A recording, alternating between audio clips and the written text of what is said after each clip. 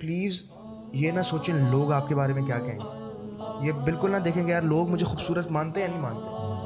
Have this attitude کہ اللہ کے نزدیک آپ کی کتنی ورتھ ہے. پلیز صرف یہ ایک رکھیں کہ اللہ کے نزدیک آپ کی کتنی ورتھ ہے, اور اللہ کے نزدیک آپ کی ورتھ آپ کے اعمال بنائیں گے, آپ کا دل بنائے گا, آپ کا دل کتنا صاف ہے. نبی صلی اللہ علیہ وسلم کے پاس حضرت انس رضی اللہ عنہ تھے, اور they were with Prophet صلی اللہ علیہ وسلم. Prophet صلی اللہ علیہ وسلم نے there was this man, he was going by, تو Prophet صلی اللہ علیہ وسلم نے کہا کہ what do you say about this man.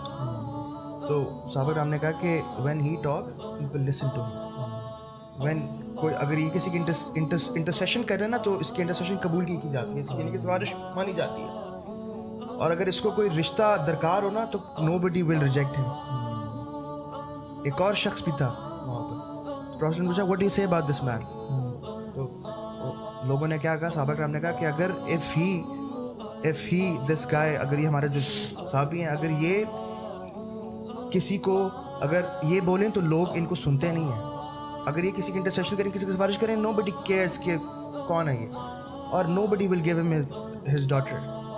تو پروفیسر صاحب نے کیا کہا, نبی صلی اللہ علیہ وسلم نے کہا کہ دس گائے جو second guy he is better than, اگر آپ پوری دنیا کے اوپر وہ جو پہلا کائنڈ آف بندہ تھا اس کو بھر دو, کیونکہ وہ جو دوسرا شخص ہے اس کا اللہ کے نزدیک اس کا تعلق اس سے بہتر ہے.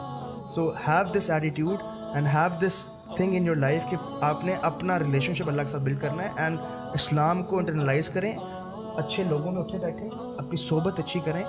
پیر پریشر بری صحبت کی وجہ سے آتا ہے. جب آپ کی صحبت اچھی ہوگی نا تو آپ کو پازیٹیو پیر پریشر آئے گا کہ یار I have to practice like him, میں نے بھی 5 وقت نماز پڑھنی ہے, میں نے بھی فجر کے اٹھنا ہے, میں نے بھی ذکر اذکار کرنے ہیں.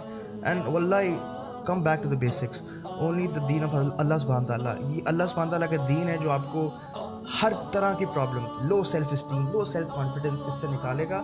اور کوئی چیز آپ کو ہاں پریکٹیکل ٹپس ہوں گی, لیکن the basic is come back to the دین آف اللہ سبحانہ.